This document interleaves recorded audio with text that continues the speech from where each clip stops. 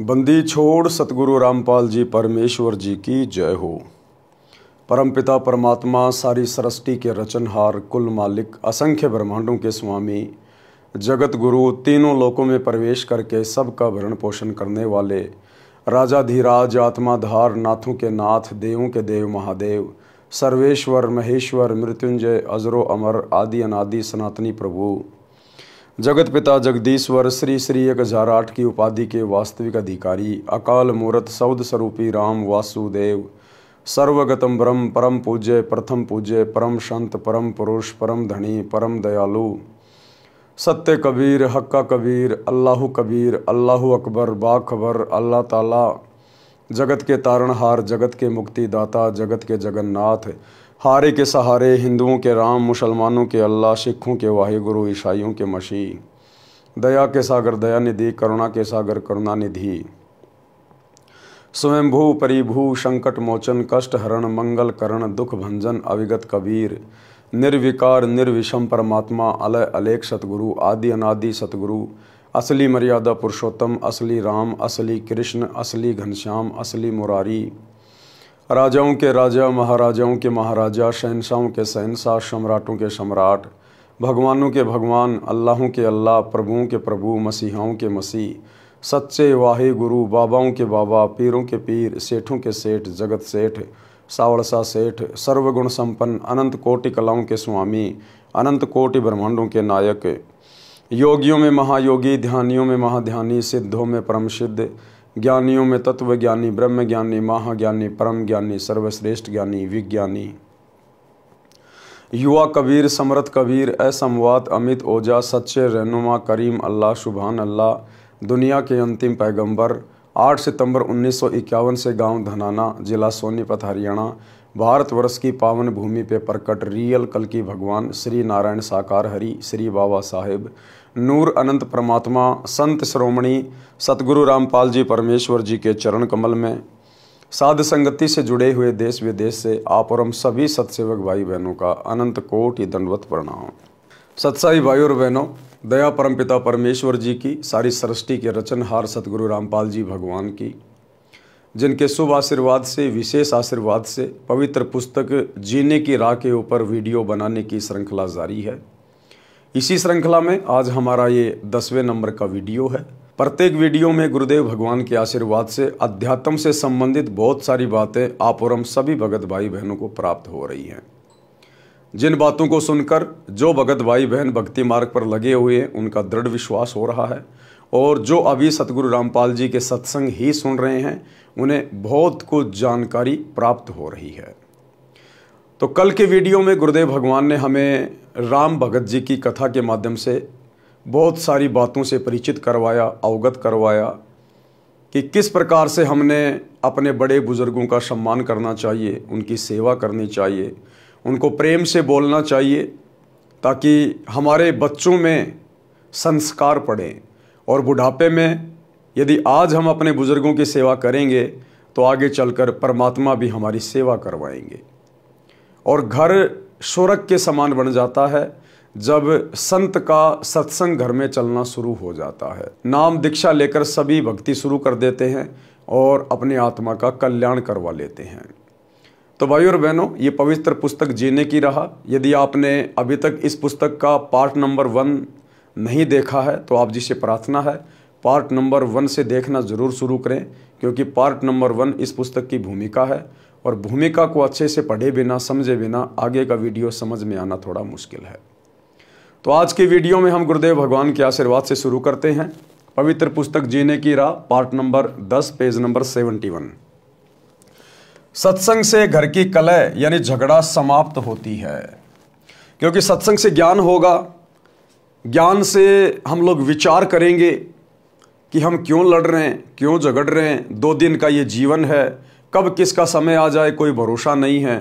हम क्यों लड़ रहे हैं, किसके साथ में लड़ रहे हैं, लड़ाई झगड़े से हमें मिलेगा क्या सिवाय टेंशन के। तो सत्संग से फिर आदमी विचार करना शुरू कर देता है। एक माई अपनी पुत्र वधू पर बात बात पर क्रोध करती थी। छोटी छोटी गलतियों को बढ़ा चढ़ाकर अपने पुत्र से कहती, पुत्र अपनी पत्नी को धमकाता। इस प्रकार घर नरक बना हुआ था। सत्संग के अभाव में वो घर नरक बना हुआ था। वो माई बात बात पर अपनी पुत्र वधू के साथ यानी अपने बेटे की पत्नी के साथ में झगड़ा करती, लड़ाई करती। क्योंकि सारा दिन वो क्या करती, आड़ोसी पड़ोसियों के पास में जाती, इधर उधर की बातें करती, भक्ति का कोई नामो निशान नहीं था, सत्संग में जाती नहीं थी, सारा दिन कुविचार मन में आते रहते थे, एक दूसरे की सुनी सुनाई बातें इधर उधर बाईपास करती रहती थी, अपने कर्म फोड़ रही थी। परमात्मा कहते हैं सत्संग में कुतिया भली साकट भली न माँ, वह बैठी हरि चर्चा सुने वह निंदा करने जा। परमात्मा कहते हैं सत्संग में ना जाने वाली माँ से वो कुतिया 100 गुना ज़्यादा अच्छी है। जो किसी कारण से संतों के सत्संग में बैठी हुई है, आसपास बैठी हुई है, परम संत के वचन उसके कानों में जा रहे हैं, और वो माँ जो सत्संग में नहीं जाती है, इधर उधर की निंदा चुगली करती है, वो तो उस कुतिया से भी बदतर है जो निंदा चुगली करके केवल अपने कर्म ही फोड़ सकती है। पुत्र वधू अपनी सासू माँ से कभी कभी कहती कि आप सत्संग जाया करो। अपनी पड़ोसन भी जाती है। सासू माँ बोली कि सत्संग में तो आई गई यानी बदचलन स्त्रियां जाती हैं जिनका संसार में सम्मान नहीं होता, जो अच्छे कुल की नहीं है, हम खानदानी हैं, हमारा क्या काम सत्संग में। बुढ़िया कहती हमारा क्या काम है सत्संग में। सत्संग में तो ऐरी गैरी जाती है जिनकी कोई इज्जत नहीं होती समाज में, जिनको कोई काम नहीं है, हम तो खानदानी है खानदानी।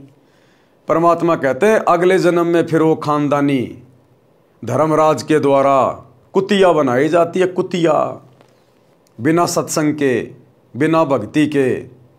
परमात्मा कहते हैं एक हरि की भक्ति बिना नारी कुतिया होए, गली गली भोकत फिरे टूक न डाले कोई। सारा दिन एक रोटी टुकड़े के लिए घर घर आंडेगी, घर घर, कोई जूत मारेगा, कोई एक आधा टूक डालेगा, नहीं मिलेगा तो खेत में जाके टट्टी खाएगी। जो आज खानदानी बनी बैठी है, जो आज अपने आप को इज्जतदार समझ रही है, कल को नंगी आंडेगी, नंगी, कोई इज्जत नहीं, नाम भी उसका गाली से शुरू होगा, कुतिया कुतिया। अपनी पड़ोसन भी सत्संग में जाती है। सासू माँ बोली कि सत्संग में तो आई गई यानी बदचलन स्त्रियां जाती हैं जिनका संसार में सम्मान नहीं होता, जो अच्छे कुल की नहीं है, हम खानदानी हैं, हमारा क्या काम सत्संग में। ऐसे पुत्र वधू ने कई बार कोशिश की परंतु माई मानने को तैयार नहीं होती।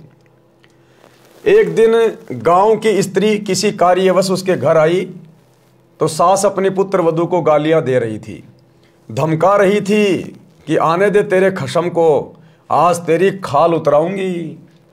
बात क्या थी कि गिलास में चाय रखी थी जो सास के लिए डालकर पुत्र वधू बच्चे को लेने अंदर चली गई थी, जो सोया था, जागने पर रो रहा था। उस बच्चे को उठाकर लाने में 1 मिनट भी नहीं लगी थी कि इसी बीच में कुत्ता आया और चाय के गिलास में जीभ मारने लगा। गिलास गिर गया, चाय पृथ्वी पर बिखर गई। सासू माँ आंगन में उस गिलास से मात्र 20 फुट की दूरी पर चारपाई पर बैठी थी, हट्टी कट्टी थी, खेतों में सैर करके आती थी परंतु काम के हाथ नहीं लगाती थी, इसी बात पर कलह कर रही थी। गांव के दूसरे मोहल्ले से आई माई सत्संग में जाती थी। सब बात सुनकर उसने बतेरी, उस सास का नाम बतेरी था, उससे कहा कि आप सत्संग में चला करो। उसका वही उत्तर था। उस सत्संग वाली भक्तमती ने बहुत देर सत्संग में सुनी बातें बताई परंतु बतेरी मानने को तैयार नहीं थी। बतेरी की दूसरी बहन उसी मोहल्ले में विवाह रखी थी जिस पाने की वह सत्संग वाली माई जानकी थी। बतेरी की बहन का नाम दया कौर था। जानकी ने जाकर दया कौर से बताया कि तेरी बहन बतेरी ने तो घर का नरक बना रखा है, बिना बात की लड़ाई करती है। मैं कल किसी कामवश गई थी, एक चाय का गिलास कुत्ते ने गिरा दिया, उसी का महाभारत बना रखा था। दया कौर भी जानकी के कहने से सत्संग सुनने गई थी और दीक्षा ले ली थी। जानकी ने कहा कि उसको जैसे तैसे एक बार सत्संग में ले चल। जब तक संतों के विचार सुनने को नहीं मिलते तो व्यक्ति व्यर्थ की टेंशन यानी चिंता स्वयं रखता है तथा घर के सदस्यों को भी चिंता में रखता है। दया कौर अगले दिन अपनी बहन के घर गई, किसी बहाने बतेरी को अपने घर ले गई। अब जो उसकी बहन थी बतेरी की दया कौर, वो किसी बहाने उसको अपने घर पे ले गई कि एक बार उसको यहाँ ले आऊं और फिर मैं इसको सत्संग में लेके जाऊंगी।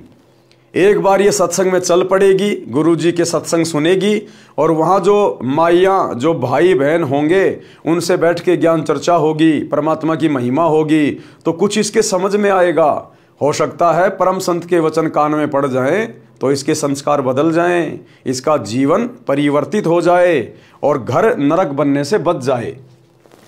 वहाँ से कई अन्य औरतें सत्संग में जाने के लिए जानकी के घर के आगे खड़ी थी। वे दया कौर को सत्संग में चलने के लिए कहने उसके घर गई। वहाँ उसकी बहन बतेरी को देखकर उसे भी कह सुनकर साथ ले गई। बतेरी ने जीवन में प्रथम बार सत्संग सुना। आश्रम में कैसे स्त्री पुरुष रहते हैं सब आंखों देखा तो अच्छा लगा। जैसा अनाप शनाप सुना करती थी वैसा आश्रम में कहीं भी देखने को नहीं मिला। सत्संग में बताया गया कि कई व्यक्ति अपनी बहन, बेटी, बहुओं तथा अन्य स्त्रियों को सत्संग नहीं भेजते और न स्वयं जाते हैं। वे कहते हैं कि हमारे सत्संग में जाने से घर की इज्जत का नाश हो जाएगा, हमारी बहू बेटियां बदनाम हो जाएंगी। उनको विचार करना चाहिए कि सत्संग में न आने से परमात्मा के विधान का ज्ञान नहीं होता कि भक्ति न करने वाले स्त्री पुरुष अगले जीवन में महान कष्ट भोगते हैं। अब सतगुरु तो सतगुरु ही है। आत्माएं सत्संग में आती हैं। अब परमात्मा को पता है कि कहाँ चोट करनी है, कैसे ये आत्मा सीधे रास्ते चल पड़ेगी। तो परमात्मा ने उसी बहन को आधार बनाकर और उसी की दुखती हुई नस के ऊपर चोट मार दी। जो बातें वो सोचा करती थी कि सत्संग में तो ऐरी गैरी औरतें जाती हैं, हम तो खानदानी हैं, परमात्मा ने उसी विषय को लेकर सत्संग शुरू कर दिया। सूक्ष्म वेद में बताया है कि जो मनुष्य शरीर प्राप्त करके भक्ति नहीं करते उनको क्या क्या हानि होती है। कबीर हरि के नाम बिना नारी कुतिया होए, गली गली भोकत फिरे टूक न डाले कोई। संत गरीबदास जी की वाणी से, बीबी पर्दे रहे थी ड्योडी लगे थी बाहर, अब गात उगाड़े फिरती है वह बड़ कुतिया बाजार। बीबी पर्दे रहे थी। पुराने समय में ये ठाकुर लोग, राजपूत लोग या वैसे भी जो राजा महाराजा थे, वो अपने घर की औरतों को बाहर नहीं निकलने दिया करते थे। वो उनको पर्दे में रखा करते थे। घर के अंदर काम या तो नौकर करते थे या फिर वो खुद घर के जो पुरुष होते थे वो सारा काम किया करते थे। अपनी औरतों को घर से बाहर नहीं निकलने दिया करते थे, पर्दे में रखते थे, उनको अपने घर की इज्जत माना करते थे। तो परमात्मा कहते बिना सतगुरु की भक्ति के वो पर्दे में रहने वाली बीबी अगले जन्म में मरने के बाद परमात्मा के विधान अनुसार फिर वो पशु योनि में जाती है और फिर वो कुतिया बनती है, कुतिया। तो परमात्मा कहते हैं बीबी पर्दे रहे थी और ड्योडी लगे थी बाहर। बाहर उसके नौकरानी, नौकर वगैरह खड़े रहते थे उसकी सुरक्षा में। अब गात उगाड़े फिरती है वह बन कुतिया बाजार। अब वो नंगी होके घूम रही है।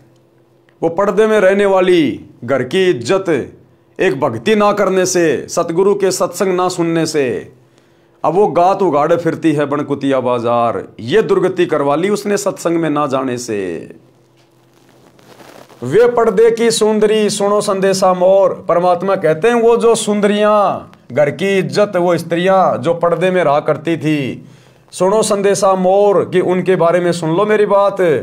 गात उगाड़े फिरती हैं करे सरायों शोर। अब वो नंगी होके कुतिया बन के सरायों में शोर करती है। सराय यानी धर्मशाला। कोई आने जाने वाले रुक जाया करते थे रात्रि को सराय में, धर्मशाला में, और जब वो खाना खाते थे तो एक रोटी टूक के लिए वो घर की इज्जत जो पर्दे में रहा करती थी अब कुतिया बन के उस खाने वाले की मुंह की तरफ देखती है, कब ये मेरे को रोटी का टुकड़ा डाले, कब मैं खाऊं। एक टूक के लिए वो काजू किशमिश के हलवे खाने वाली स्त्री, और जब वो एक आधा टूक डालेगा साथ में 10 ग्राम मिट्टी भी खाएगी वो। तो सतगुरु के सत्संग ना सुनने से उस जीव ने अपनी कैसी दुर्गति करवा ली। नक बेसर नक पर बनी, पहरे थी हार हमेल, सुंदरी से कुतिया बनी, सुन साहिब के खेल। परमात्मा कहते हैं देखो इस काल के खेल। वो महंगे महंगे सोने चांदी के गहने पहनने वाली, 9 लखा हार पहनने वाली, कहते हैं अब वो सुंदरी से कुतिया बन गई। सुन साहिब के खेल, देखो परमात्मा के खेल। भावार्थ, मनुष्य जीवन प्राप्त प्राणी यदि भक्ति नहीं करता है तो वह मृत्यु के उपरांत पशु पक्षियों आदि आदि की योनियां प्राप्त करता है। अरे भैया, आम इंसान की तो औकात ही क्या है। इस परमात्मा के संविधान के अनुसार, विधान के अनुसार, जिसको दुनिया भूल चुकी है, जिस प्रकार हमारे शरीर के ऊपर हमारे भारत देश का संविधान लागू होता है, इसी प्रकार शरीर के अंदर जो आत्मा है, रूह है, उसके ऊपर परमात्मा का संविधान लागू होता है। ऊपर धर्मराज के दरबार में पाई पाई का हिसाब देना पड़ता है कि तेरे को 50 साल की उम्र दी, 100 साल की उम्र दी या 150 साल की उम्र दी, तूने क्या किया? तेरे को भक्ति करने के लिए भेजा था, ये बकवाद करके वापस आ गया। तूने जितना कमाया, जितना जोड़ा, धन या इज्जत, कहाँ है तेरी इज्जत? नंगा खड़ा है तू लाइन में। कहाँ है तेरा वो धन जो तूने पूरी जिंदगी कमाया बैल और गधे की तरह? तो फिर ये आत्मा वहां पर नीचे गर्दन करके खड़ी हो जाती है कि गलती बन गई। गलती बन गई तो भैया आप सजा भुगतो। फिर गधा, कुत्ता, सुअर, कुतिया बना दिए जाते हैं। तो परमात्मा कहते हैं कि भैया उस समय क्या जवाब दोगे परमात्मा को, जब तुम खाली हाथ जाओगे, वहां पर पशु पक्षियों की योनियों में डाले जाओगे, और आम इंसान की तो बेचारे की औकात क्या। गरीबदास जी कहते हैं, तेरी क्या बुनियाद प्राणी, तू पेंडा पंथ पकड़बो।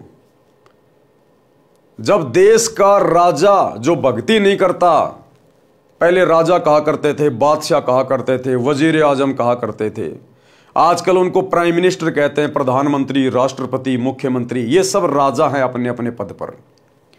तो गुरुदेव कहते हैं, एक हरि की भक्ति बिन राजा गधा होए, और माटी लदे कुम्हार की घास न डाले कोई। देश का राजा भी अगर सत भक्ति नहीं करता है, और सत भक्ति पूरे विश्व में वर्तमान में केवल सतगुरु रामपाल जी के पास है, बाकी भूल जाना। ये बड़े बड़े आश्रम, बड़े बड़े मठ बना के जो बैठे हैं आचार्य शंकराचार्य, दो देले की भक्ति नहीं है, अपने नरक की टिकट पक्की करवा रखी है। तो बिना सतगुरु की सत भक्ति के तो देश का राजा भी मरने के बाद में गधा बनता है। सोचिए फिर आप और हमारे जैसे आम प्राणियों की क्या औकात है। अगर भक्ति नहीं की तो ये दुर्गति यूं की यूं तैयार है, यूं की यूं तैयार।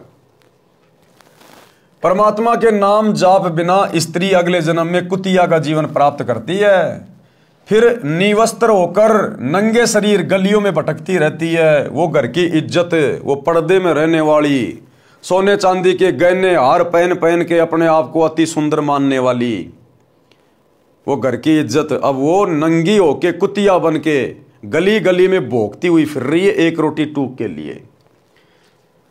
भूख से बेहाल होती है, उसको कोई रोटी का टुकड़ा भी नहीं डालता। जिस समय वह आत्मा स्त्री रूप में किसी राजा, राणा तथा उच्च अधिकारी की बीवी यानी पत्नी थी, वे उसके पूर्व जन्म के पुण्यों का फल था।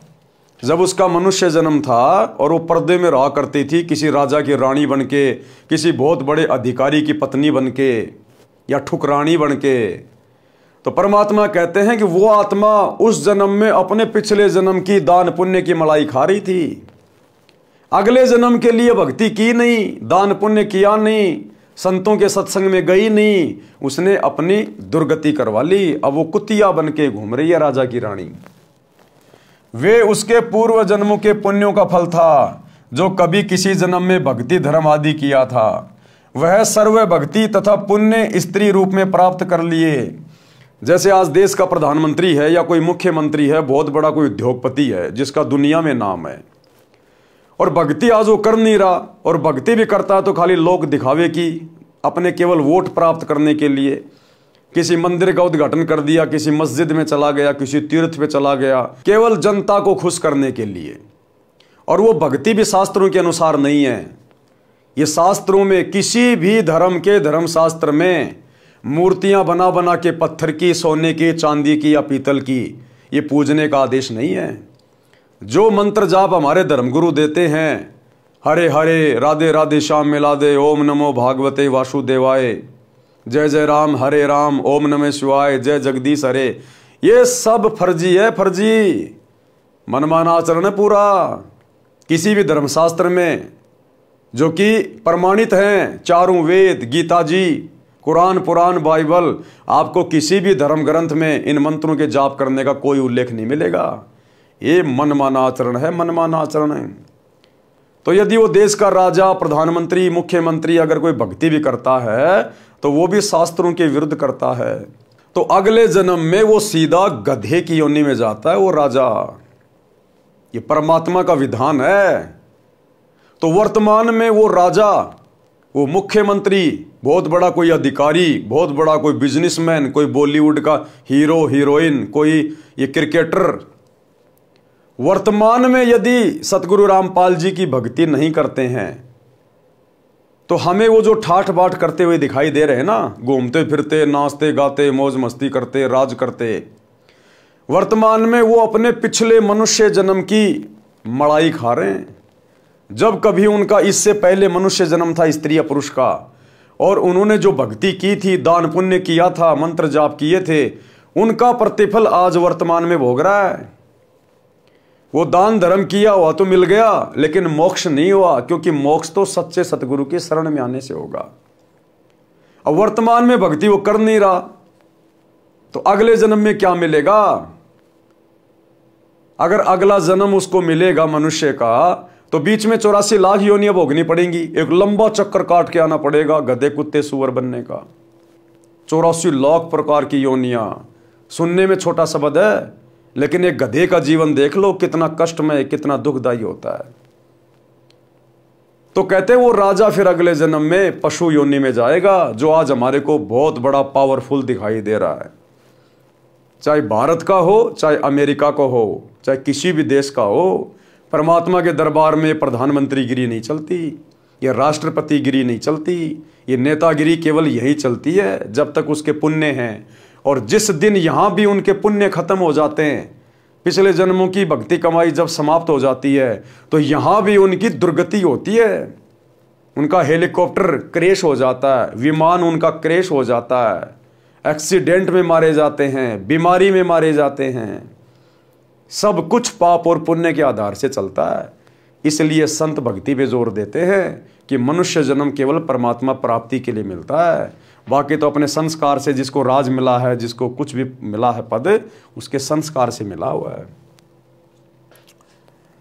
वह आत्मा ऊंचे घराने की बहु बेटियां थी, उस समय पर्दों में रहती थी, काजू किशमिश डालकर हलवा तथा खीर खाती थी। उनका जूठा छोड़ा हुआ नौकरानियां खाती थी। उनको सत्संग में नहीं जाने दिया जाता था, क्योंकि वे उच्च घरानों की बहुएं तथा बेटियां थी। घर से बाहर जाने से बेइज्जती मानती थी। बड़े घरों की इज्जत इसी में मानी जाती थी कि बहु बेटियां का पर्दे में घर में रहना उचित है। इन कारणों से वह पुण्यात्मा सत्संग विचार न सुनने के कारण भक्ति से वंचित रह जाती थी। उस मानव शरीर में वह स्त्री गले में 9-9 लाख रुपए के हमेल हार पहनती थी, नाक में सोने की नाथ पहनती थी। उसी हार श्रृंगार में अपना जीवन धन्य मानती थी। भक्ति ना करने से वे अब कुतिया का जीवन प्राप्त करके नंगे शरीर गलियों में एक एक टुकड़े के लिए तरस रही होती हैं। शहर में पहले सराय यानी धर्मशाला होती थी, यात्री रात्रि में उनमें रुकते थे। जैसे आजकल हाईवे पे होटलें होती हैं, बड़े बड़े ढाबे होते हैं, ऐसे पहले के समय में राजा महाराजा सराय बना दिया करते थे, जिनको धर्मशाला कहा करते थे, जिनमें यात्री रात्रि में रुका करते थे। यात्री रात्रि में उनमें रुकते थे, सुबह भोजन खाकर प्रस्थान करते थे। वह पर्दे में रहने वाली सुंदर स्त्री कुतिया बनकर धर्मशाला में रुके यात्री का डाला टुकड़ा खाने के लिए धर्मशाला में भोगती है। रोटी का टुकड़ा धरती पर डाला जाता है, उसके साथ कुछ रेत मिट्टी भी चिपक जाती है। वह सुंदरी जो काजू किशमिश युक्त हलवा खीर खाती थी, भक्ति नहीं करती थी, उस रेत मिट्टी युक्त टुकड़े को खा रही है। यदि मनुष्य शरीर रहते सहते पूरे संत से नाम लेकर भक्ति कर लेती तो ये दिन नहीं देखने पड़ते। और पूरा संत वर्तमान में केवल एक है, सतगुरु रामपाल जी। बाकी जितने भी संत हैं ये सब नकली हैं। भले आपको उनके सत्संगों में प्रधानमंत्री जाता दिखाई दे, मुख्यमंत्री जाता दिखाई दे, बड़ी बड़ी सेलिब्रिटी वहां पर जाती हुई दिखाई दें, उनको दंडवत प्रणाम करती हुई दिखाई दें, उनके पास में भक्ति के नाम पर कख भी नहीं है, कख भी 0/0। खुद भी नरक में जाएंगे, अपने फॉलोवर को भी नरक में लेके जाएंगे। सत भक्ति पूरे विश्व में केवल सतगुरु रामपाल जी के पास है।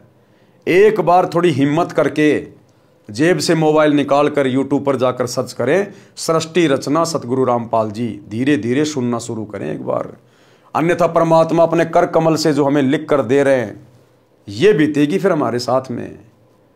बड़े बड़े घराने की औरतें, बड़े बड़े अधिकारी, जो काजू किशमिश के हलवे खाया करते थे, बड़ी बड़ी पार्टियों में जा जा के शराब पिया करते थे, अच्छा अच्छा 20 प्रकार का खाना खाया करते थे, लेकिन एक भक्ति ना करने से, और वो भी सच्ची भक्ति ना करने से, अगले जन्म में गधे कुत्ते बनकर उनको दुर्गतियों का सामना करना पड़ता है, नंगे हारना पड़ता है, नंगे। अब वो इज्जत कहाँ गई, वो ऐशो आराम कहाँ गए, वो पार्टियां कहाँ गई। अब पार्टियों में झूठी पत्तड़ चाट रही है वो जो पर्दे में रहा करती थी, काजू किशमिश खाया करती थी। इसलिए गुरुदेव भगवान कहते हैं, यदि अपनी दुर्गति करवाने से बचना चाहते हो तो समय रहते सत्संग सुनना शुरू कर दो, सच्चे सतगुरु की शरण में आ जाओ, अन्यथा ये दुर्गति चाहे भिखारी हो चाहे राजा हो, अगले जन्म में बिल्कुल तैयार है। इसी संदर्भ में परमात्मा हमें एक कथा सुना रहे हैं, पुल्लोबाई की नसीहत। पुल्लोबाई एक साध्वी थी, जैसे कि मीराबाई थी, ऐसे ही एक साध्वी थी, परमात्मा की भक्ति करती थी, और एक राजा ने उससे नाम उपदेश ले लिया था। उसकी कथा गुरुदेव भगवान हमें यहां पर लिख कर दे रहे हैं। हमने क्या शिक्षा लेनी है। एक राजा ने पुल्लोबाई के ज्ञान विचार सुने, बहुत प्रभावित हुआ। उस राजा की 3 रानियां थी। राजा ने अपनी रानियों को पुल्लोबाई के विषय में बताया। राजा ने कई बार पुल्लोबाई भगतनी की अपनी रानियों के सामने प्रशंसा की। अपने पति के मुख से अन्य स्त्री की प्रशंसा सुनकर रानियों को अच्छा नहीं लगा, परंतु कुछ बोल नहीं सकी। उन्होंने भगतमती पुल्लोबाई को देखने की इच्छा व्यक्त की। राजा ने पुल्लोबाई को अपने घर पर सत्संग करने के लिए कहा, तो पुल्लोबाई ने सत्संग करने की तिथि तथा समय राजा को बता दिया। अब राजा तो धार्मिक विचारों वाला था, वो तो पुल्लोबाई की प्रशंसा इसलिए करता था क्योंकि उसने उससे उपदेश ले रखा था, और वो उसके ज्ञान की प्रशंसा किया करता था, ना कि उसकी सुंदरता की। लेकिन रानियों को यह लगता था कि वो जरूर हमसे भी ज्यादा सुंदर है, इसलिए राजा बार बार उसकी प्रशंसा कर रहा, जो उनको अच्छा नहीं लगता था। तो रानियों ने एक दिन विचार करके राजा से कहा कि हम उस पुल्लोबाई को देखना चाहते हैं जिसकी आप इतनी प्रशंसा करते हो। रानियों ने देखा कि हम कितनी सुंदर हैं और कैसे कैसे सोने चांदी के गहने पहन रखे हमने, हमारी से भी ज्यादा सुंदर होगी क्या। लेकिन संतों की भक्तों की सुंदरता भक्ति में होती है, दान धर्म में होती है, अच्छे आचरण में होती है, सोने चांदी से कोई सुंदरता नहीं होती है। ये तो उन रानियों के अपने विचार थे बिना सत्संग के। तो एक दिन राजा ने पुल्लोबाई से प्रार्थना की, तो पुल्लोबाई ने सत्संग करने का टाइम फिक्स कर दिया कि फला फला दिन मैं परमात्मा के आशीर्वाद से आपके घर पर ज्ञान चर्चा के लिए आऊंगी। तो रानियां बड़ी प्रसन्न हुई कि अब देखेंगे उस पुल्लोबाई को कितनी क्या सुंदर है। और जिस दिन वो पुल्लोबाई आई उस दिन रानियों ने और ज्यादा हार श्रृंगार मेकअप वगैरह कर लिया कि हमसे भी ज्यादा सुंदर है क्या वो। फिर पुल्लोबाई उनको अंत में क्या नसीहत देती है, क्या उनको सलाह देती है। उन्होंने भगतमती पुल्लोबाई को देखने की इच्छा व्यक्त की। राजा ने पुल्लोबाई को अपने घर पर सत्संग करने के लिए कहा, तो पुल्लोबाई ने सत्संग की तिथि तथा समय राजा को बता दिया। सत्संग के दिन रानियों ने अति सुंदर तथा कीमती वस्त्र पहने तथा सब आभूषण पहने, अपनी सुंदरता दिखाने के लिए कोई कसर नहीं छोड़ी। रानियों ने सोचा था कि पुल्लो बहुत सुंदर होगी। भगतमती पुल्लो राजा के घर आई। उसने खद्दर का मैला सा वस्त्र धारण कर रखा था, हाथ में माला थी, चेहरे का रंग भी साफ नहीं था। भगतमती पुल्लो को देखकर तीनों रानियां खिलखिलाकर हंसने लगी और बोली, ये है वो पुल्लो, हमने तो सोचा था बहुत सुंदर होगी। उसकी बात सुनकर भगतमती पुल्लोबाई ने कहा कि क्या कहा पुल्लोबाई ने अब उनकी बातें सुनकर,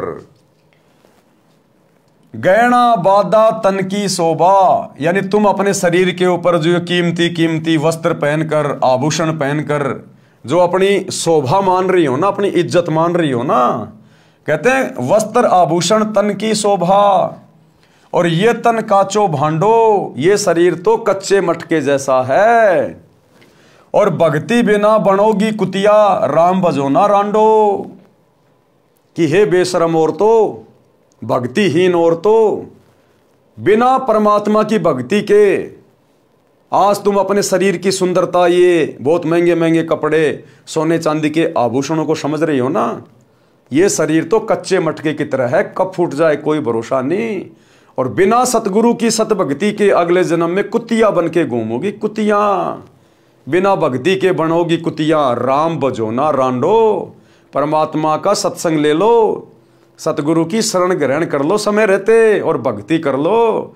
तुम्हारे जैसी ना जाने कितनी जा चुकी हैं गधी और कुतिया की योनियों में।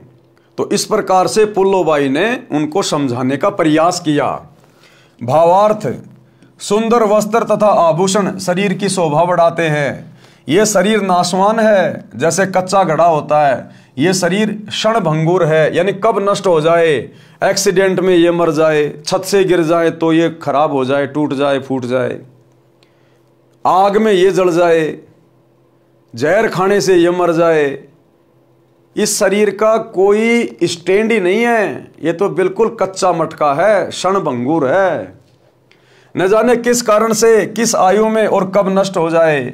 यदि भक्ति नहीं की तो अगले जन्म में कुतिया का जन्म पाओगी, फिर निवस्त्र भटकती फिरोगी। इसलिए कहा है रांडो, अर्थात स्त्रियों भक्ति करो।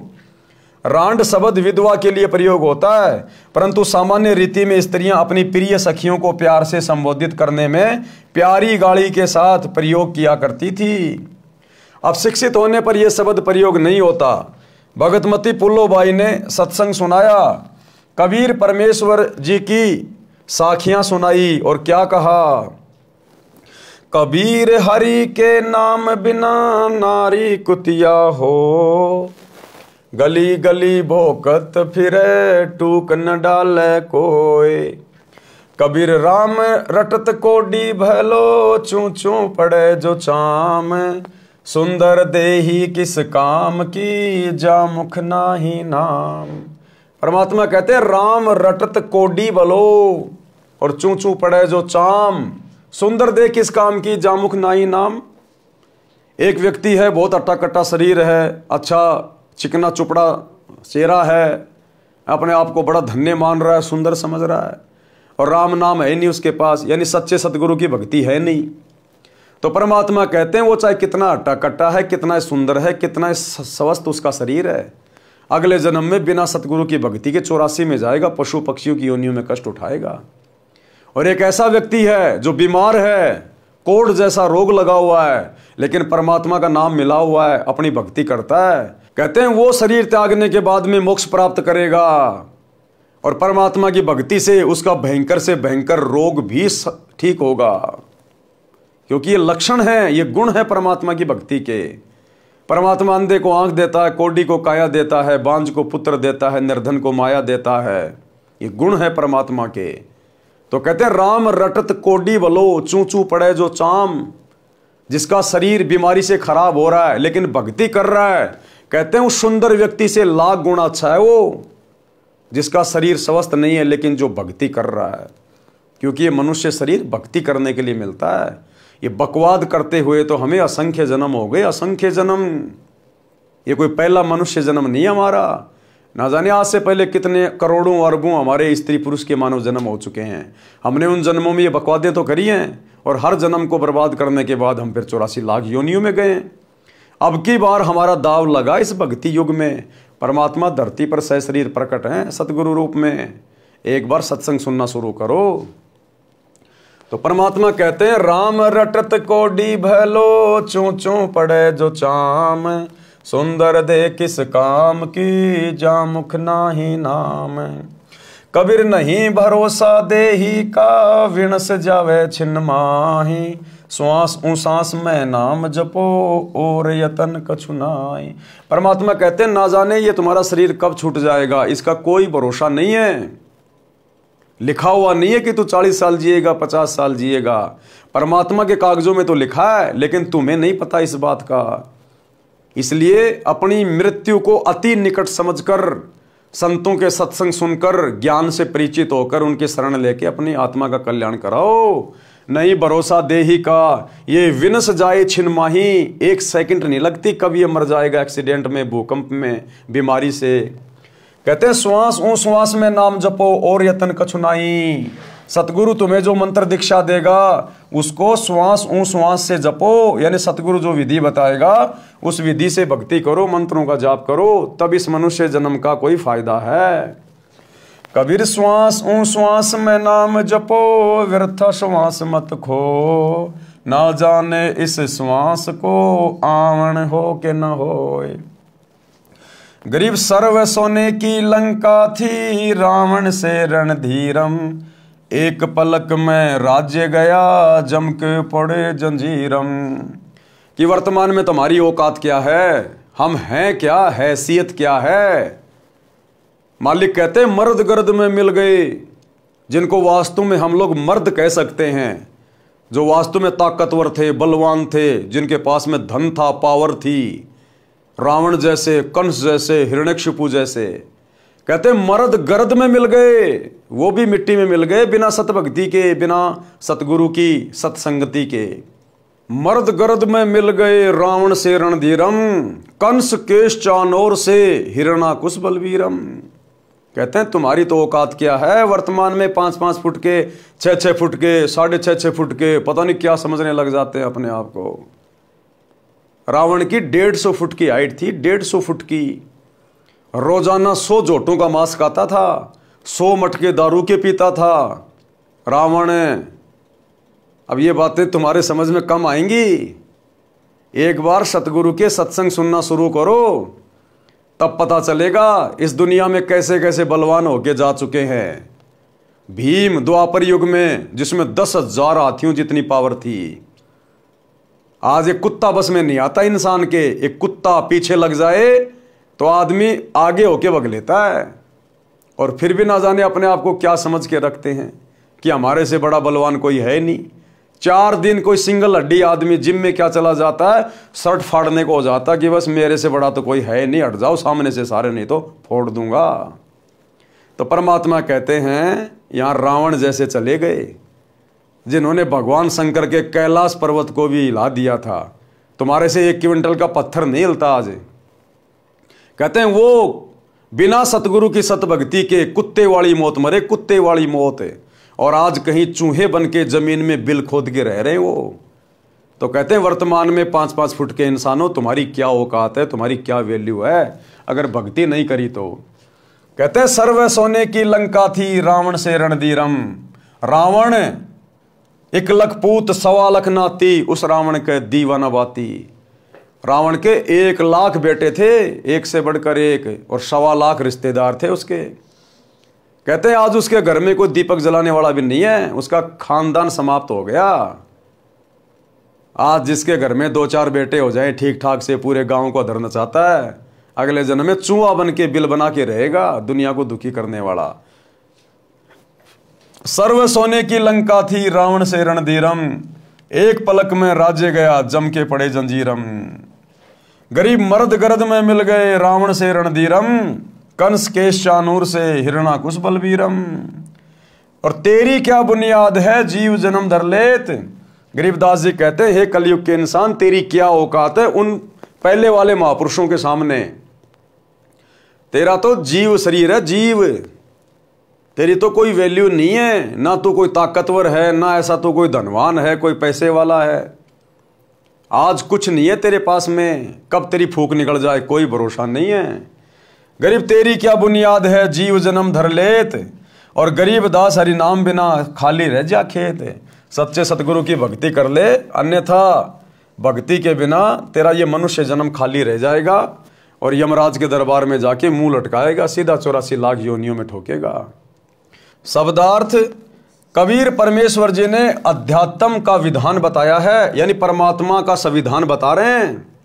कहा है कि जो स्त्री भक्ति नहीं करती वह अगले जन्म में कुतिया का जीवन प्राप्त करके गली गली भौंकती फिरती है। कोई उसको भोजन का ग्रास भी नहीं डालता। मानव जीवन में सब भोजन समय पर मिल रहा था, भक्ति ना करने से ये दशा होगी। परमात्मा की भक्ति कुष्ठ रोगी, जिसके शरीर की खाल भी कट कट कर गिर रही है, उससे रक्त निकल कर गिर रहा है, यदि वो भी करता है तो बहुत अच्छा है। भक्ति करने से उसका कुष्ठ रोग भी ठीक हो जाएगा, भविष्य भी उज्जवल होगा। जो भक्ति नहीं करता वह चाहे सुंदर शरीर वाला भी क्यों ना हो, उसका सुंदर स्वस्थ शरीर किसी काम का नहीं। अगले जन्म में फिर वो शरीर गधे की योनि प्राप्त करेगा, फिर कुम्हार के काम आएगा वो। जो आज सुंदर और स्वस्थ शरीर प्राप्त करके अपने आप को पहलवान समझ रहा है और भक्ति कर नहीं रहा, अगले जन्म में वो शरीर कुम्हार के काम आएगा। जब गधा बनेगा, 2.5 मन का बोरा पटकेगा, पजावे के ऊपर सारा दिन कच्ची ईंट ऊपर ले जाएगा, पक्की ईंट ऊपर से लेके आएगा। इस मानव शरीर का कोई विश्वास नहीं है कि यह कब तथा किस कारण से नष्ट हो जाए। इसे बचाकर नहीं रखा जा सकता। इसका एक उपाय है, भक्ति करो, इतना सुमरण करो कि एक श्वास भी नाम के जाप बिना खाली ना जाए। कोई भरोसा नहीं। आप जी आए दिन अखबार में पढ़ते हो, कोई एक्सीडेंट में मर गया, कोई लड़ाई झगड़े में मर गया, कोई किसी बीमारी से मर गया, कोई हॉस्पिटल में मर गया, कोई फांसी खा के मर गया, कोई जहर खा के मर गया, कोई भूकंप में मर रहे हैं। कोई भरोसा नहीं है इस मनुष्य शरीर का। ये पंडित ज्योतिष झूठी बना बना के तुम्हारे को ये पत्रियां दे रहे हैं, 150 साल जिएगा, 100 साल जिएगा। अपना धंधा शुरू कर रखा लोगों ने। पता केवल उस परमात्मा को है, बाकी किसी को नहीं है। इसलिए सतगुरु के सत्संग सुनो, ज्ञान समझो। आज हम ज्ञान समझने के लायक हैं। ये मनुष्य शरीर स्त्री या पुरुष में हम सत्संग सुन सकते हैं, विचार कर सकते हैं। अन्य योनियों में सत्संग नहीं सुन सकते, विचार नहीं कर सकते। अन्य योनियों में भक्ति नहीं होती। ये भक्ति और मोक्ष केवल मनुष्य शरीर में मिलता है। परमात्मा कहते हैं माता पिता मिल जाएंगे 184 माही। ये सतगुरु की सेवा और भक्ति भाई फेर मिलन की नाई। बहुत सारे लोग कहते हैं कि माता पिता ही भगवान है, बस माता पिता की सेवा करो। सेवा करना अच्छी बात है, लेकिन माता पिता भगवान नहीं होते। अरे फिर तो बहुत भगवान हो गए। दुनिया में ना जाने कितने माता पिता हैं। आप भी कल को किसी के माता पिता बनोगे, कल को आप भी भगवान बन जाओगे। अपने आप को भगवान कहलाने वाला इंसान नरक में जाता है। नरक में यम के दूत उसके मुंह में मूतते हैं। तो परमात्मा कहते हैं माता पिता तो तुम्हें कल को मरने के बाद जब गधा बनेगा उस समय भी मिल जाएगा, कुत्ता बनेगा तो भी माता पिता मिल जाएंगे, मनुष्य बन जाएगा तो भी माता पिता फिर मिल जाएंगे। लेकिन ये सतगुरु की सेवा और भक्ति ये दोबारा नहीं मिलती, बार बार नहीं मिलती। बड़ी मुश्किल से दाव लगता है, इसको चूकना नहीं चाहिए। श्वास छोड़ते समय तथा लेते समय प्रत्येक श्वास में नाम जपो। श्वास को नाम के जाप बिना व्यर्थ ना करो। ये श्वासों से किया जाने वाला सुमरण केवल वर्तमान में इस धरती पर सतगुरु रामपाल जी के पास है। जो श्वास श्वास से नाम जपा जाता है, जिसको सतनाम कहते हैं। इसी सतनाम को जपने के लिए हमें ये श्वासें दी है परमात्मा ने। श्वास छोड़ते समय तथा लेते समय प्रत्येक श्वास में नाम जपो। श्वास को नाम के जाप बिना व्यर्थ ना खो। इस श्वास को ज्ञान नहीं है, ये अंदर गया है तो बाहर आएगा कि नहीं आएगा। इसलिए गफलत ना करके भक्ति में लग जाओ। यदि आपके पास धन है और सुविधाएं भी हैं, इनके कारण भक्ति करना न भूलना। श्रीलंका के राजा रावण के पास अत्यधिक धन था। उसने सोने के मकान बना रखे थे और स्वयं भी योद्धा था, परंतु श्री रामचंद्र के साथ युद्ध हुआ, मारा भी गया और श्रवण भी लूट लिया गया। उसकी सोने की लंका भी हिंदुस्तान से जो वानर सेना गई थी लूट के ले आई। कोई 5 किलो, कोई 10 किलो उधर से तोड़ तोड़ के ले आए उसकी सोने की लंका को। तो कहते हैं उसका धन भी गया और उसका वो बल भी गया, राज्य भी गया। ये सब एक पलक में हो गया, यानी राम जी के तीर से मारा गया। कुछ ही समय में सब कुछ नष्ट हो गया तथा यम के दूत यानी मृत्यु देवता के नौकर उस रावण को जंजीरों में बांध कर ले गए, नरक में डाला गया। रावण जैसे मर्दाने यानी सूरवीर मिट्टी में मिल गए तथा मथुरा का राजा कंस, उसका प्रसिद्ध पहलवान चाणूर, कंस का नौकर केसी, रूपधारी राक्षस तथा हिरण्यकशिपु जैसे बलवान भी भक्ति बिना जीवन व्यर्थ कर गए। हे सामान्य प्राणी, तेरी क्या बुनियाद है? यानी तू किस आधार से बचेगा? तू कर्मों के अनुसार भिन्न भिन्न जीवों के शरीर धारण कर लेता है। संत गरीबदास जी ने परमेश्वर कबीर जी के बताए ज्ञान से कहा है कि भक्ति ना करने से तेरे को ऐसी हानि होगी जैसे किसान खेत में बीज न बोने से भूखा मरता है, उसे कोई लाभ नहीं होता। जिस प्रकार किसान खेत में बीज ना बोने से भूखा मरता है, उसी प्रकार मनुष्य शरीर में जो भक्ति का बीज नहीं बोता, सच्चे सतगुरु की शरण में नहीं आता, वो उसी प्रकार से अगले जन्मों में फिर महाकष्ट उठाएगा। भगतनी पुल्लों ने इस संसार की वास्तविकता बताई तथा भक्ति बिना होने वाले कष्ट बताए। छोटे से राज्य के टुकड़े को प्राप्त करके आप इतना गर्व कर रहे हो, ये व्यर्थ है। लंका का राजा रावण ने सोने के मकान बना रखे थे, सत भक्ति न करने से राज्य भी गया, सोना भी यही रह गया, नरक का भागी बना। राजा रानियों ने उपदेश लेकर भक्ति की तथा जीवन धन्य किया। जब पुल्लोबाई ने सत्संग किया और समझाया पूरी रात ज्ञान चर्चा करके, तब उन रानियों पे सत्संग का असर हुआ, क्योंकि सत्संग से ज्ञान होता है और हमारे संस्कार चेंज होने लग जाते हैं। तो राजा की रानियों ने भी वो मान बढ़ाई छोड़कर और पुल्लोबाई से उपदेश लेकर परमात्मा की भक्ति शुरू कर दी। कबीर हरि के नाम बिन राजा रषभ होए, रषभ यानी खच्चर गधा, मिट्टी लदे कुम्हार कह घास न नी रह कोई। भगवान की भक्ति ना करने से राजा गधे का शरीर प्राप्त करता है, कुम्हार के घर पर मिट्टी ढोता है, घास स्वयं जंगल में खाकर आता है। यानी गधे के साथ में बहुत ज्यादा बुरी बीतती है, यानी वो सबसे ज्यादा कर्मों की मार झेलता है, सबसे ज्यादा गधा। क्योंकि जब उसका मनुष्य जन्म होता है वो राजा होता है, और राजा ना जाने कितने लोगों को दुखी कर देता है, कितने लोगों को परेशान कर देता है। और वैसे भी राजा देश की जनता के टैक्स से अपनी सर्व सुख सुविधाएं भोगता है, तो पूरी जनता का जो कर्जा होता है वो राजा के ऊपर होता है। और अगले जन्म में वो राजा मरने के बाद गधा बनकर देश के प्रत्येक नागरिक का गधा बनता है, किसी का बैल बनता है, किसी की गाय बनती है, किसी की भैंस बनता है। इस प्रकार से अपना कर्जा उतारता, फिर वो इतनी दुर्गति होती है राजा की। तो फिर पीछे तू पशुआ की जे दीजे बैल बनाए, चार पहर जंगल में डोले तो नहीं उधर भराए। फिर ये दुर्गति होगी उस राजा की, अगले जन्म में जानवर बन के, और उसका पेट भी नहीं भरेगा ढंग से। इतना मोटा पेट लगा देगा भगवान, इतना मोटा, सारा दिन नीचा मुंह करके खाता रहेगा, पीछे से निकालता रहेगा, उसका पेट भी ढंग से नहीं भरेगा। और किसान सारा दिन जब वो बैल बनेगा उसको खेत में हल में जोतेगा, और शाम को सूखा सूखा चारा डालेगा, सूखा जौं का भूस। आंखों में आंसू आएंगे लेकिन मजबूरी में खाना पड़ेगा। जब वो राजा था, बड़े बड़े 7 स्टार होटल में 56 प्रकार की डिश खाता था, लेकिन एक भक्ति नहीं करी।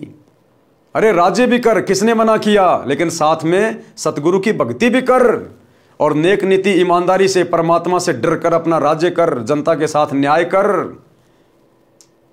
राजा को यदि सत्संग मिल जाए, सच्चा गुरु मिल जाए, तो राजा को फिर ज्ञान होगा कि सदा राजा नहीं रहूंगा, कल को शरीर छोड़ के जाना पड़ेगा, परमात्मा को जवाब भी देना पड़ेगा।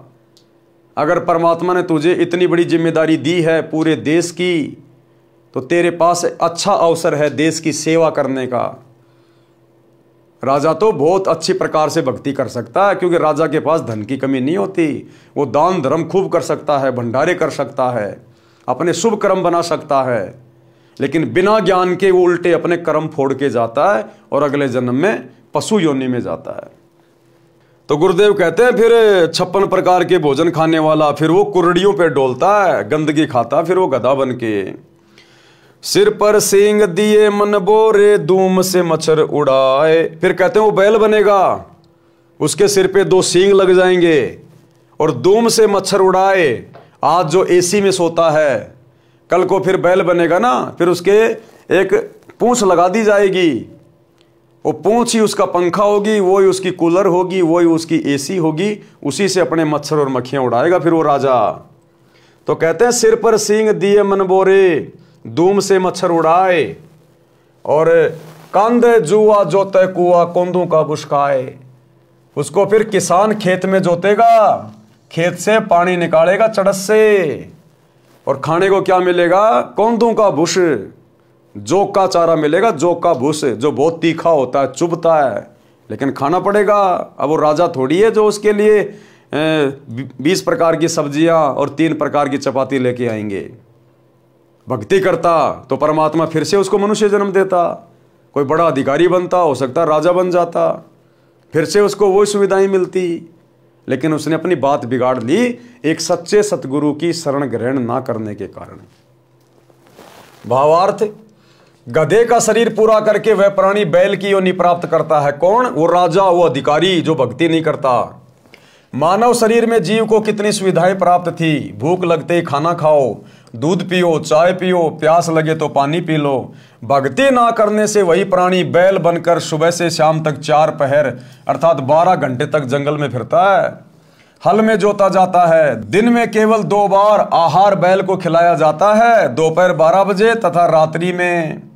परंतु बैल को बीच में भूख लगी है और चारों ओर चारा भी पड़ा होता है, लेकिन खा नहीं सकता। हाड़ी उसको घास नहीं खाने देता। पानी भी समय पर ही दिन में 2 या 3 बार पिलाया जाता है। सिर पर सींग तथा एक दुम यानी पूंछ लगी होगी। जब मानव शरीर में था तब वह जीव कूलर, पंखे तथा एसी कमरे में रहता था। अब एक दुम है, इसको चाहे कूलर की जगह चाहे पंखे की जगह प्रयोग करो, उसी से मच्छर उड़ाता है। कहते हैं ऐसी दुर्गति होगी एक सतगुरु की भक्ति के बिना।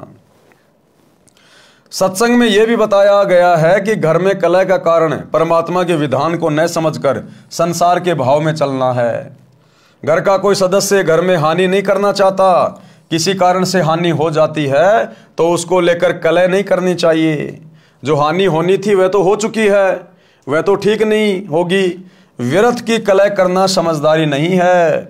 लेकिन ये विचार तो भाई और बहनों उस समय उत्पन्न होंगे जब हम सच्चे सतगुरु की शरण में आके सत्संग सुनना शुरू करेंगे कि भैया जानबूझ के कोई घर में नुकसान नहीं करना चाहता, ना सास, ना बेटा, ना बेटे की बहू। जानबूझ के कोई हानि नहीं करेगा अपने घर में। जो होनी होती है वो हो गई, अब वो ठीक तो हो नहीं सकती। अब व्यर्थ में झगड़ा करके, लड़ाई करके तुम घर में अशांति पैदा कर सकते हो। लेकिन ये विचार आएंगे सत्संग में जाने से, सत्संग सुनने से। और जो सत्संग नहीं सुनता वो क्या करेगा सारा दिन? घर की औरतें क्या करेंगी? 24 घंटे तो घर में रहती नहीं है। आड़ोस पड़ोस में औरतों के साथ जाएंगी, बड़ी बुढ़ियों के पास बैठेंगी, वो ना जाने कहाँ कहाँ की बातें बताएंगी। उसकी बहू ऐसी, उसकी सास ऐसी, वो निकम्मी है, वो ऐसी है, उसने ये कर दिया, उसने वो कर दिया। फिर वैसी बातें वो बुढ़िया शाम को अपने घर पे आके अपनी पुत्र वधू के साथ करेगी, उसके साथ में लड़ाई झगड़ा करेगी। आप जी कहीं काम धंधा करते हैं, मजदूरी करते हैं, ऑफिस में काम करते हैं, आपको वो ही अपने यार दोस्त 10-12 घंटे आपके संपर्क में रहेंगे, इधर उधर की व्यर्थ की बातें करेंगे। तो सत्संग के बिना इंसान में सुविचार उत्पन्न नहीं हो सकते, और सुविचार उत्पन्न हुए बिना घर में लड़ाई झगड़ा ही रहेगा। व्यर्थ का वाद विवाद किसी न किसी बात को लेके उत्पन्न हो ही जाएगा। जो हानि होनी थी वह तो हो चुकी है, वह तो ठीक होनी नहीं। व्यर्थ की कलह करना समझदारी नहीं है। जिससे गलती से कोई हानि हो जाती है तो उसे कहना चाहिए, हे बेटा बेटी, माता पिता या सास बहू, ये जो हो गया यह अपने भाग्य में नहीं था, आपने जानबूझकर तो किया नहीं है। इस बात से घर में शांति कायम रहती है। कलह में काल निवास करता है, लड़ाई झगड़े में कौन निवास करता है? काल। भूत प्रेतों का उस घर में डेरा होता है। जिस घर में सतगुरु का सत्संग नहीं, सतगुरु की शरण नहीं, उस घर में भूत प्रेतों का निवास होता है। और वही भूत प्रेत एक दूसरे में प्रेरणा करके सास बहू में, बेटा बाप में, वो भूत प्रेत ही उस घर में लड़ाई झगड़ा करवाते हैं। और जिस दिन आप सतगुरु की भक्ति ले लोगे, सतगुरु से उपदेश ले लोगे, वो भूत प्रेत कभी झांकेंगे भी नहीं उस घर की तरफ, कभी झांक कर भी नहीं देखेंगे। इतनी पावरफुल है सतगुरु की भक्ति, केवल सतगुरु रामपाल जी की भक्ति, अन्य की नहीं। अन्य तो खुद ही भूत है। वो कलह में काल निवास करता है, भूत प्रेतों का उस घर में डेरा होता है। जो कलह नहीं करते वे सुख से बसते हैं। जिस घर में परमात्मा की भक्ति यानी आरती, स्तुति, ज्योति, यज्ञ होती है, उस घर में देवताओं का निवास होता है। यानी सतगुरु के भगत तो खुद ही देवता स्वरूप होते हैं, खुद ही देवता स्वरूप। सत्संग सुनकर सब अपने अपने घर चली गई। यानी बतेरी की बहन दयाकोर और अन्य जितनी भी औरतें थी वो सत्संग से वापस आई और अपने अपने घर चली गई। लेकिन भाई और बहनों, बतेरी जिस सत्संग में गई थी वो सत्संग ओरिजिनल नहीं था। जिस गुरु से वो नाम दीक्षा लेके आई थी अपनी बहन के कहने से, वो शास्त्र अनुकूल साधना नहीं देता था। लेकिन फिर भी सत्संग सुनने से अच्छाई इंसान में उत्पन्न होती है। और जो बतेरी की जो बेटे की बहू थी पुत्र वधू, उसने सही गुरु से नाम उपदेश ले रखा था, जो गुरु शास्त्र अनुकूल साधना करवाता था।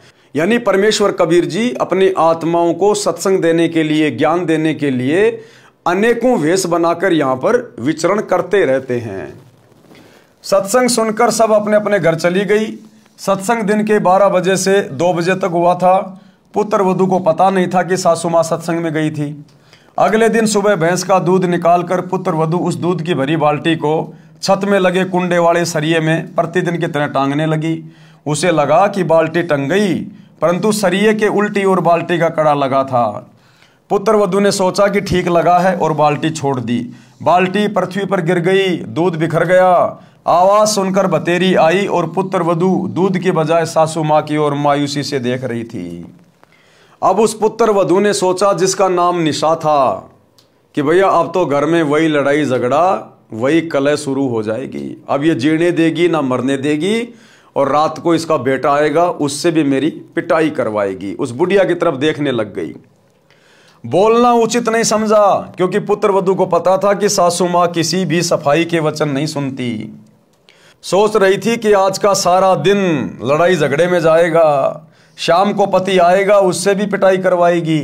हे परमात्मा, ये कौन बनी? ऐसी गलती तो कभी नहीं हुई थी। हे सतगुरु, कुछ तो दया करो। उस निशा ने भी उपदेश ले रखा था।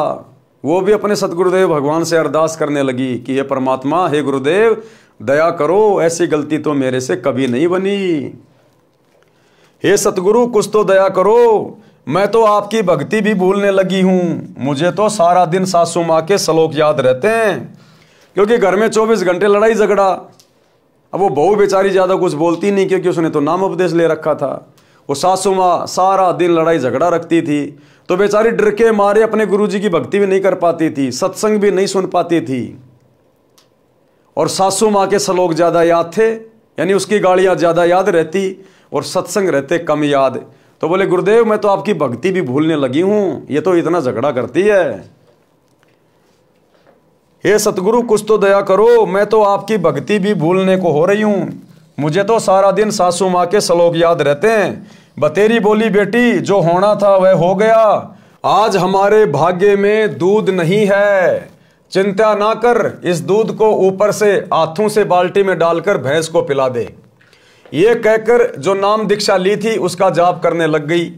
पुत्र वधू को अपने कानों पर विश्वास नहीं हो रहा था। सोच रही थी कि माताजी आज पता नहीं कौन सा स्टेशन पकड़ गई। ये शीतल वचन तो बतेरी की बोरी में नहीं थे, इसमें तो खड़ भरी थी। आसपास से निकलती थी तब भी बड़बड़ की झल निकलती थी। पुत्र वधू का नाम निशा था। वह सोच रही थी कि निशा, आज निशा में तेरी बुरी होगी दशा, यानी आज रात्रि तेरी पिटाई होगी।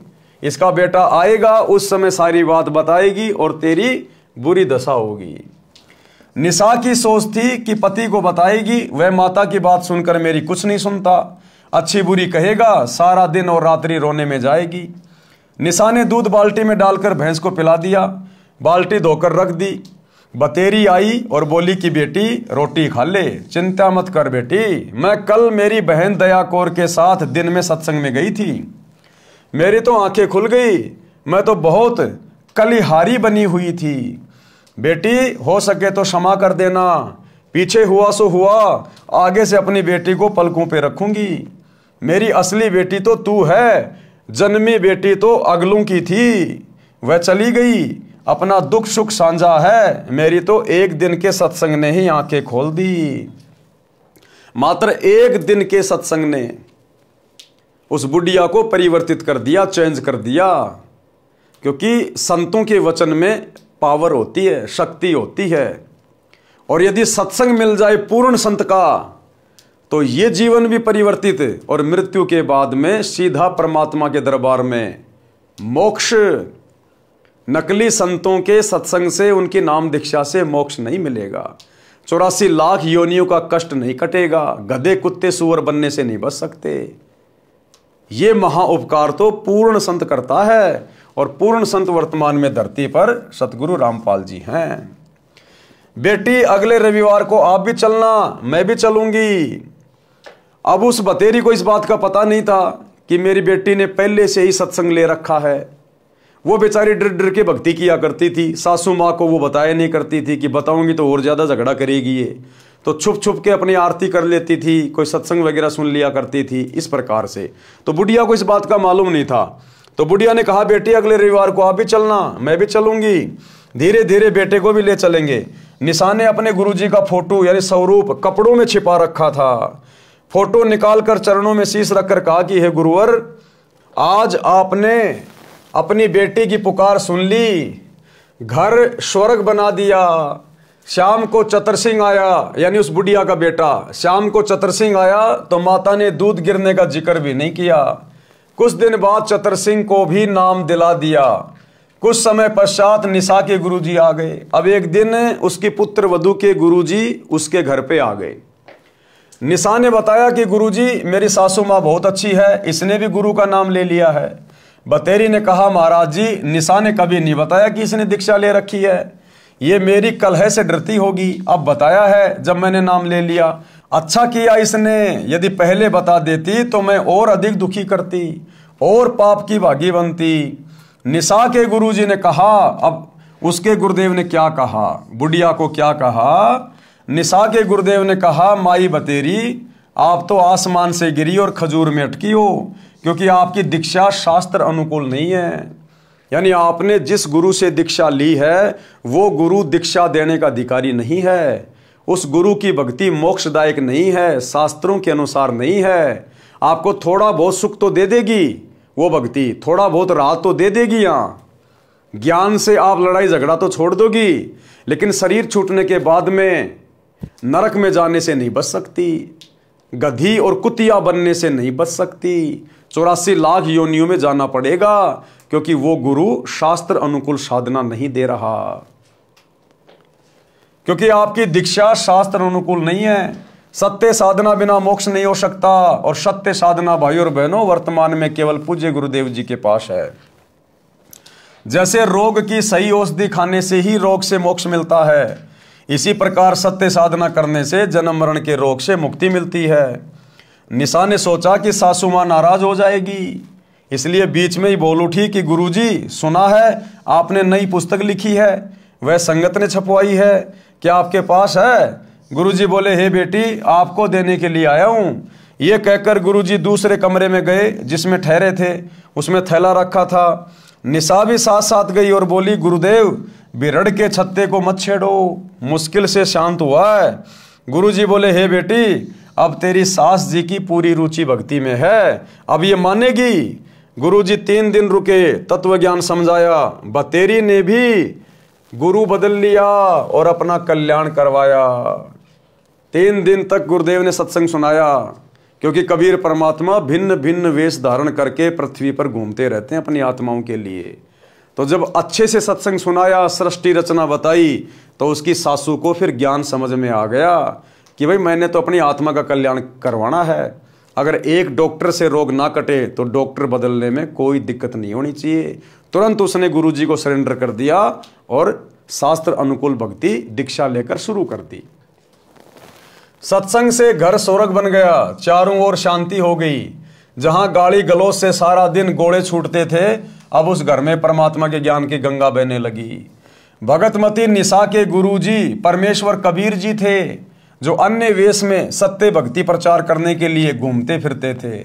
उन्होंने बताया कि किस प्रभु की भक्ति करनी चाहिए, पढ़ें इसी पुस्तक के पेज नंबर 226 पर। निष्कर्ष परमेश्वर कबीर जी ने बताया है कि मन नेकी कर ले 2 दिन का मेहमान, कि हे जीवात्मा, क्या फूला फूला फिर रहा है, ये 2 दिन का जीवन है, यानी छोटी सी तेरी उम्र है, और कब परमात्मा के घर जाना हो जाए कोई भरोसा नहीं है। ऊपर जाकर क्या जवाब देगा, क्या हिसाब किताब देगा। समय रहते भक्ति कर ले। मात पिता तेरा कुटुंब कबीला, कोई दिन का रल मिल का मेला, अंत समय उठ चले अकेला, तज माया मंडान। कहाँ से आया कहाँ जाएगा, तन छूटे तब कहाँ समाएगा। कि भाई सबसे पहले तो तेरे को आत्मज्ञान होना चाहिए कि तू कहाँ से आया है, यानी क्यों तेरा जन्म हुआ है, कहाँ जाएगा, मरने के बाद तू कहाँ जाएगा। जब तेरा शरीर छूटेगा तो कौन तुझे ओटेगा, तो किसकी शरण में जाएगा। आज व्यक्ति घर से बाहर किसी शहर में जाता है तो पहले विचार करता है कि कहाँ रहूँगा, क्या खाऊंगा, कहाँ मेरा ठिकाना होगा। और नालायक, ये शरीर छोड़ते समय तू जरा भी विचार नहीं करता कि मरने के बाद मैं कहाँ जाऊँगा, पशु बनूंगा या इंसान बनूंगा या मेरा क्या होगा। ये संतों के सत्संग से पता चलता है। आत्मज्ञान उसी को कहते हैं। कहाँ से आया कहाँ जाएगा, तन छूटे तब कहाँ समाएगा। आखिर तुझको कौन कहेगा गुरु बिना आत्मज्ञान, कि बिना सतगुरु के तुझे ये आत्मज्ञान भला कौन बताएगा। कौन तुम्हारा सच्चा साई, झूठी है ये सकल सगाई। चलने से पहले सोच रे भाई, कहाँ करेगा विश्राम। रहट माल पन घट जो भरीता, आवत जात भरे कर रीता। जुगन जुगन तू मरता जीता, करवा ले रे कल्याण। लख 84 की सह तरासा, ऊंच नीच घर लेता बाशा। कहे कबीर सब मिटाऊं राशा, कर मेरी पहचान। यानी सतगुरु रूप में जब परमात्मा आता है तो कहते हैं पहचान कर ले सत्संग सुन के, तेरा सदा सदा का ये जन्म मरण का झंझट मिटा दूंगा तेरा। भावार्थ, परमेश्वर कबीर जी ने अपने मन को संबोधित करके हम प्राणियों को सतर्क किया है कि इस संसार में 2 दिन का यानी थोड़े समय का मेहमान है। इस थोड़े से मानव जीवन में आत्मज्ञान के अभाव से अनेकों पाप इकट्ठे करके अनमोल मानव जीवन नष्ट कर जाता है। धन कमाने की विधि तो संसार के व्यक्ति बता सकते हैं, परंतु गुरुदेव जी के बिना आत्मज्ञान यानी जीव कहाँ से आया, मनुष्य जीव का मूल उद्देश्य क्या है, सतगुरु धारण किए बिना यानी दीक्षा लिए बिना जीव का मानव जन्म नष्ट हो जाता है। ये बात गुरु जी के बिना कोई नहीं बताएगा। चाहे पृथ्वी का राजा भी बन जा, परंतु भविष्य में पशु जन्म मिलेगा। जन्म मरण का चक्कर गुरु जी के ज्ञान व दीक्षा मंत्र बिना समाप्त नहीं हो सकता। जब तक जन्म मरण का चक्कर समाप्त नहीं होता तो बताया है कि ये जीवन अरहट का कुआं लोई, यागड़ बंध्या है सब कोई। कीड़ी कुंजर और अवतारा, अरहट डोर बंधे कई बारा। भावार्थ, जैसे रहट के कुएं में लोहे की चक्री लगी होती है, उसके ऊपर बाल्टियों की चैन वेल्ड की जाती है, उसको रहट कहा जाता था। पहले बैल या ऊंट से चलाते थे, जैसे कोल्लू बैल ऊंट से चलाते हैं, पहले अधिक चलाते थे। रहट की बाल्टियां नीचे कुएं से पानी भरकर लाती हैं, ऊपर खाली हो जाती हैं। यह चक्कर सदा चलता रहता है। इसी प्रकार पृथ्वी रूपी कुएं से पाप तथा पुण्यों की बाल्टी भरी, ऊपर स्वर्ग नरक में खाली की। इस प्रकार जन्म मरण के चक्कर में जीव सदा रहता है। आज इंसान बन गए, जैसे भी भक्ति की, दान पुण्य किया, शरीर छोड़ने के बाद ऊपर गए, थोड़े बहुत जो पुण्य थे, जो भक्ति थी, उसके प्रतिफल में थोड़े बहुत दिन हमारे को स्वर्ग में बैठा दिया जाएगा। वो कमाई खर्च होते फिर हमारे को नरक में ठोक दिया जाएगा, क्योंकि हमारे पाप कर्म ज़्यादा होते हैं बिना सतगुरु की भक्ति के। नरक का समय पूरा होगा, फिर पृथ्वी पर 84 लाख योनियों में पशु पक्षियों के शरीर में कष्ट भोगने के लिए डाल दिया जाएगा।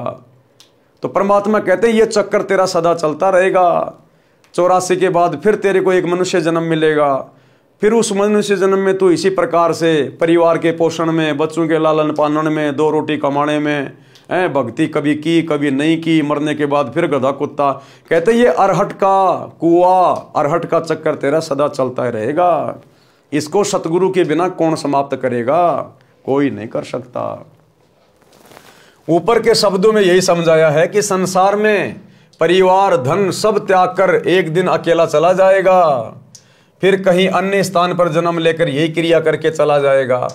यदि आप घर से किसी अन्य शहर में जाते हैं तो जाने से पहले निश्चित करते हो कि कहाँ जाएंगे, उसके बाद कहाँ विश्राम करेंगे, परंतु संसार छोड़कर जाते हो तो कभी विचार नहीं करते कि कहाँ विश्राम करोगे। हे जीव, 84 लाख प्रकार के प्राणियों के शरीरों में प्रताड़ना सहन करता है, मरता जीता नए प्राणी का जीवन प्राप्त करता है। कभी राजा बनकर उच्च बन जाता है, कभी कंगाल बनकर नीच कहलाता है। परमात्मा कबीर जी समझा रहे हैं कि अवतारगण राम कृष्ण आदि आदि भी सत्य साधना न मिलने के कारण जन्म मरण के चक्कर में पड़े हैं।